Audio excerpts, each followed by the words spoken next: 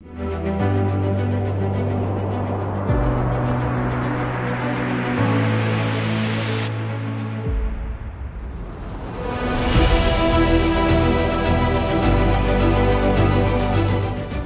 on m'a contactée pour participer à TEDx Marseille, on m'a demandé de raconter mon histoire. Et on m'a expliqué que le thème de l'année, c'était « Défier l'impossible ». Ça collait parfaitement. Défier l'impossible, vous y croyez, vous? Et on m'a dit que tout ça devait tenir dans 18 minutes. 18 minutes, c'est le temps que j'ai aujourd'hui devant vous, pas une de plus. Mais 18 minutes, c'est aussi le temps qu'il a fallu pour que mon univers s'écroule et qu'on me prive d'une partie de mon innocence. On dit souvent qu'impossible n'est pas français. Aujourd'hui, j'en suis certaine. Pour vous parler un petit peu de moi, je suis née à Marseille et j'ai grandi entre Traits et Aix-en-Provence. Mira des villes, Mira des champs, avec un héritage plutôt campagnard du côté de mon papa et des habitudes plus citadines du côté de ma maman. Bref, un vrai petit mix. Une jeune fille, tout ce qu'il y a de plus banal, tout ce qu'il y a de plus normal. Si tant est qu'on puisse définir vraiment ce qu'est la normalité. Mais vous voyez, tout me réussissait. C'était incroyable. J'étais la première de ma classe, championne régionale de danse, championne de France d'équitation. J'avais le petit copain dont toutes les filles rêvaient. La vie top pour une adolescente. Vous ne trouvez pas que tout me réussissait, franchement ? Mais je ne me rendais pas compte à ce moment-là de la chance que j'avais. Et en fait, à bien y réfléchir, tout me réussissait peut-être un peu trop. C'était louche. Il fallait bien que quelque chose se passe pour me ramener les pieds sur terre, sans mauvais jeu de mots. 30 juillet 2002, 16h, un soleil de plomb. Mon copain et moi, on décide de prendre un scooter pour se rendre chez une amie à Aix, centre-ville. C'est moi qui conduis. À un rond-point, je tourne à droite, une grande avenue, et là, un chauffard qui nous dépasse, qui nous fait une queue de poisson. Mon copain est éjecté, il s'en tirera mieux que moi. Moi, je suis placardée dans la barrière centrale. Là, tout s'effondre. Le casque, l'équipement, rien n'a suffi. Je ne sens plus mes jambes. Je ne peux plus bouger. Je vois tout le monde qui s'agite autour de moi. Je comprends là que c'est grave. Je n'entends plus rien. Si, le crissement des pneus de la voiture qui est en train de prendre la fuite.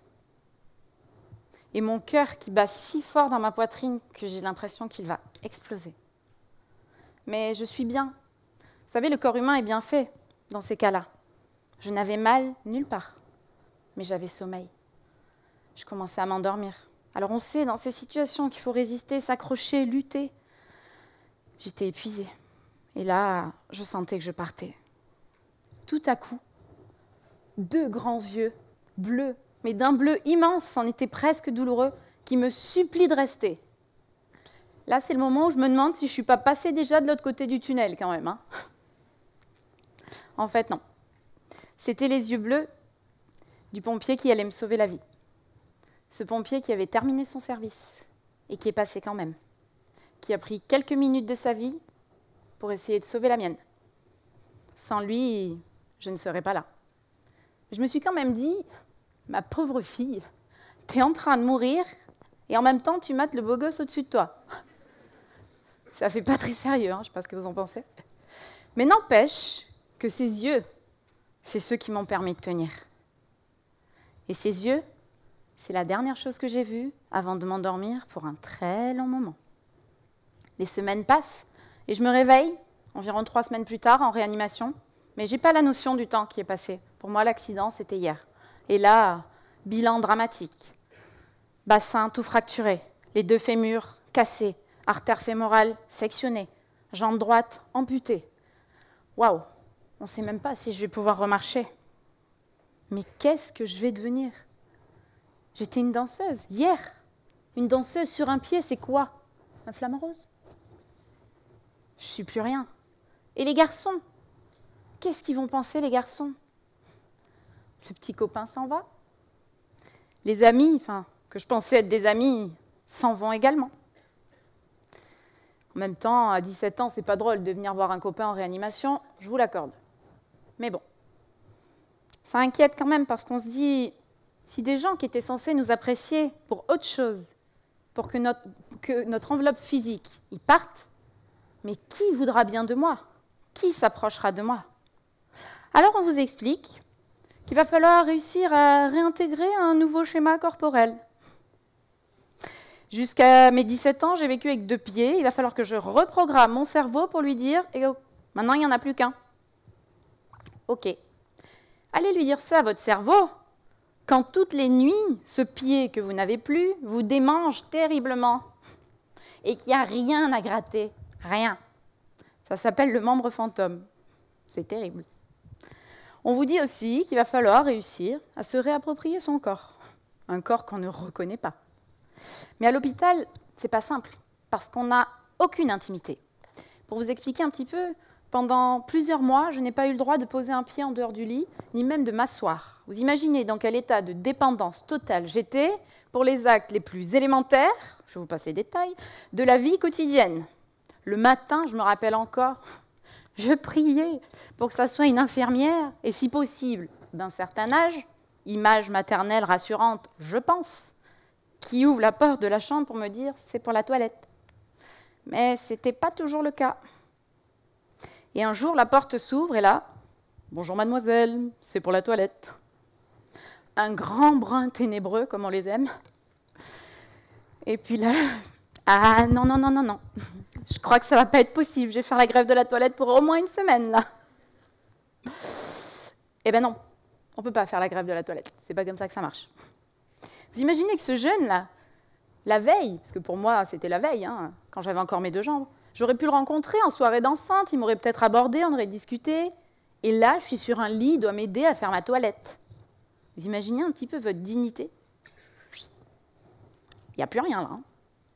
Mais ce qui m'intrigue, c'est pourquoi ces moments simples, on les apprécie qu'une fois qu'on les a perdus. Quand même étrange. Les mois passent, je fais ma rééducation. Je me bats pour remarcher, et ça fonctionne. Et je sors de ce centre de rééducation. Et là, tout customisé. Des plaques en fer partout. Façon Iron Man. Quoique, dernière nouvelle, il paraît qu'il est mort, donc on va peut-être éviter la référence.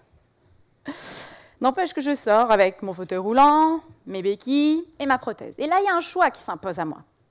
Soit je décide que ce tube en fer, ça va être un tremplin vers une nouvelle vie pleine de surprises, soit qu'il sera un fardeau que je vais traîner toute ma vie. Perso, le choix était vite fait. Mais quand même, tout devient un défi quand on est handicapé. Et quand on sort du centre de rééducation, moi j'avais envie d'aller faire du shopping, ça m'avait manqué forcément, mais en fauteuil, c'est compliqué. Même si on va vers du mieux, tout n'est pas encore assez accessible. Mais ça, avant, j'y pensais pas. Parce qu'il y avait moi, et puis il y avait les handicapés. Il y avait eux, puis il y avait moi. Le handicap, ça n'arrive qu'aux autres. Ça, c'est ce que je pensais avant. Mais du jour où vous passez une journée assis dans un fauteuil roulant, vous comprenez, si vous remarchez, qu'il ne vous sera plus jamais possible de vous garer sur une place handicapée, si vous n'y avez pas droit, en disant « j'en ai que pour 2 minutes ». Parce que la personne handicapée qui arrive à ce moment-là, qui n'a pas de place assez large pour pouvoir ouvrir sa portière, prendre son fauteuil, le descendre, elle rentre chez elle. Elle a terminé sa journée. Mais ça, moi, à l'époque, ça me passait au-dessus. Je ne m'en rendais pas compte. Deuxième chose, en sortant du centre de rééducation qui m'intriguait, c'est le regard des gens. Vous savez, ce regard qui vous rappelle en permanence que vous avez un problème, qu'il y a quelque chose de différent chez vous. Alors vous avez ceux qui vous infantilisent et qui vous parlent comme un gosse de 5 ans. Allez comprendre. Mais vous avez ceux aussi, ça c'est le top du top, qui vous parlent fort. « Ça va mademoiselle aujourd'hui ?» Oui, ça va, je suis amputée, mais je ne suis pas devenue sourde pour autant. Allez comprendre. C'est un peu étrange des fois. 16 années se passent, 16 opérations quand même. 16 allers-retours entre l'hôpital, la maison, l'hôpital. Si bien que je suis incapable de vous dire aujourd'hui si j'ai passé plus de temps à l'hôpital ou à la maison. Et lors de mes différents séjours à l'hôpital, ouais, j'aime bien dire séjour parce que j'ai l'impression que je pars en vacances. Lors de mes différents séjours à l'hôpital, je rencontre souvent des personnes qui se retrouvent en situation de handicap et qui pensent que parce qu'elles ont perdu un bout, elles sont foutues. Et à l'époque, du haut de mes 17 ans, je me sentais tellement impuissante. Je ne savais pas quoi faire pour les aider. Je n'avais pas les moyens. Et je me culpabilisais presque d'avoir, moi, la chance d'avoir cette rage de vaincre, que n'avaient pas forcément.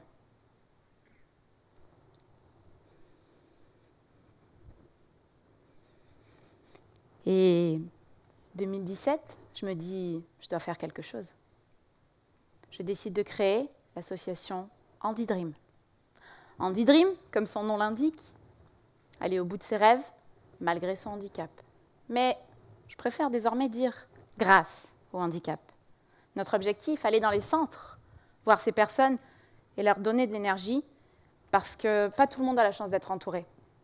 Et quand vous vous retrouvez en situation de handicap, déjà vous ne reconnaissez plus votre corps, mais si en plus de ça, l'entourage s'en va, c'est tout votre univers qui s'effondre. Moi, j'ai eu la chance d'avoir la famille. Ce n'est pas toujours le cas. 2019, je décide de réaliser mon rêve. Je vous disais que j'étais cavalière. Alors, c'est parti pour un tour de France à cheval. Mais je n'oublie pas pour autant toutes ces personnes dans les centres de rééducation. Et je décide d'aller leur dire que, quel que soit le moyen, le principal, c'est d'aller au bout de ses rêves. Mars 2019, nous voilà partis. Mon papa, 70 ans, toujours partant pour l'aventure, nos 2 chevaux et mon chien Spy, assistant, que vous voyez là. Pour une aventure dingue, 5 mois de périple, 3600 km à cheval. On allait rencontrer des personnes extraordinaires. Les lundis, on passe dans les centres de rééducation. Et là, quand on arrive, on se retrouve confronté des fois à des patients qui vous disent « Je ne sers plus à rien, je suis handicapée, ma femme est partie, j'ai perdu mon travail, à quoi bon? On me dit de me battre, mais pourquoi? Pourquoi ?» Et là, on a très peu de temps pour les convaincre que même avec un petit bout en moins, la vie, elle mérite d'être vécue. Et les animaux se positionnent comme d'excellents médiateurs. Il se passe des choses magiques. Ils créent le lien. Et quand moi, je mets pied à terre, je suis déjà dans l'intimité du patient. La relation est déjà créée. Il n'y a pas besoin de forcer. Le patient se confie et je peux alors rapidement le conseiller.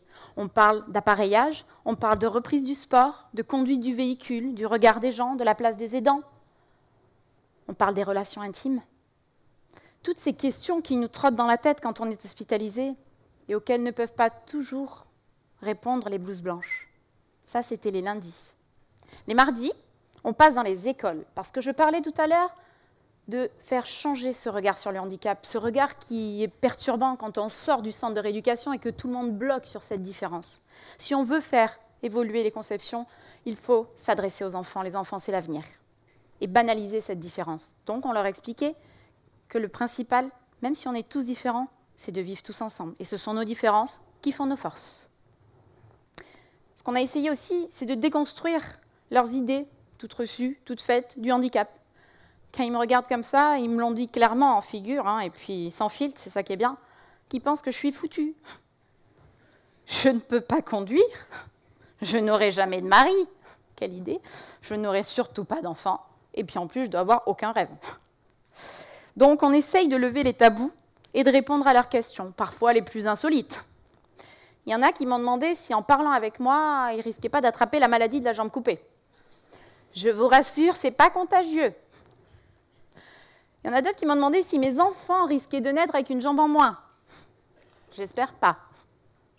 Mais le plus mignon, c'est un petit garçon qui m'a demandé si ma jambe allait repousser. Je lui ai dit, non, mon bonhomme, elle ne repoussera pas. Une fois que c'est coupé, c'est coupé. Il m'a dit, oui, mais c'est pas juste, madame. Je lui ai dit, pourquoi c'est pas juste?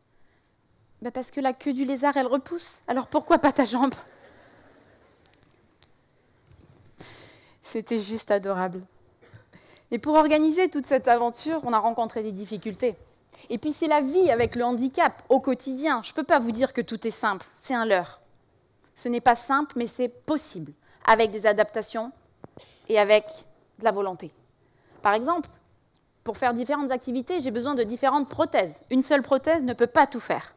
Donc là, vous avez prothèse de bain, prothèse de cheval, mais il n'existait pas de pied prothétique d'équitation. On aurait pu s'en tenir là et dire « bon, bah tant pis, on laisse tomber ». Ben non. Mon papa, à partir d'une truelle, vous aurez compris qu'il était maçon, a décidé de me créer un pied. Donc, j'ai du rebond et à cheval, je suis super bien, comme avant l'accident. On a amené cette truelle chez les prothésistes et on est en train de faire un prototype que j'ai testé pendant le Tour de France. Au top. Une deuxième difficulté, c'est que vous avez remarqué que je ne suis pas bien grande. Mon cheval, lui, l'a un peu trop à mon goût. Et par rapport à mes difficultés de dos, de hanche, eh ben, on lui a appris à se baisser pour m'aider. Il se baisse et je peux monter dessus. Je suis complètement autonome. Je ne sais pas s'il y en a qui ont déjà été en fauteuil roulant, mais quand vous partez faire vos courses et que vous êtes en fauteuil roulant, si vous faites avancer le fauteuil, vous ne pouvez pas porter les sacs cabas. Alors vous avez la technique sac à dos ou prendre dans un bras. Mais si vous tenez dans un bras, vous tournez en rond. Donc vous n'allez pas bien loin non plus. Hein. Du coup, on s'est dit, on va apprendre à Spy, mon assistant, à pousser le fauteuil roulant. Alors Spy ramasse aussi tout ce que je fais tomber sur le sol, parce que c'est compliqué par rapport à mon dos. Il ramasse les papiers, il jette à la poubelle. C'est un chien écolo. Ce que je veux dire par là, c'est que les possibilités existent, les adaptations existent. Ce n'est pas simple, mais c'est possible. Et toute cette aventure, elle a été possible grâce à une immense chaîne de solidarité qui s'est mise en place dans toute la France. Des inconnus qui nous ont accueillis partout, des partenaires, des gens qui nous ont nourris, logés avec les chevaux, le chien, des vétérinaires, des kinés qui m'ont suivi parce que j'avais un suivi médical, je ne suis pas partie comme ça. Et ça, on ne s'y attendait pas. Notre action a touché plus de 10 000 personnes. Ce n'est pas toute seule que je suis allée porter de l'espoir. C'est tous ensemble qu'on y est allés. Je suis partie dans l'idée de donner et au final, j'ai reçu tellement plus. Ça, c'était une vraie surprise. Même si j'ai encore des opérations à venir, des soins en permanence et des douleurs incessantes qui m'empêchent souvent de dormir la nuit, j'ai décidé de profiter de chaque seconde. Et vous savez quoi? Je ne me suis jamais sentie aussi libre que depuis que je suis handicapée. J'ai compris une chose, c'est que les seules vraies limites, ce sont celles que l'on s'impose à soi-même. Aucune autre. Aujourd'hui, je suis fière de pouvoir dire que c'est grâce à mon handicap que j'ai réalisé mon rêve du Tour de France et que je suis en train d'en écrire le livre. C'est grâce à mon handicap si je suis ici devant vous. C'est grâce à mon handicap, j'espère un jour être aux Paralympiques en équitation. Et c'est surtout grâce à mon handicap que je prends mon pied tous les matins. Alors, si j'ai pu défier l'impossible, pourquoi pas vous ?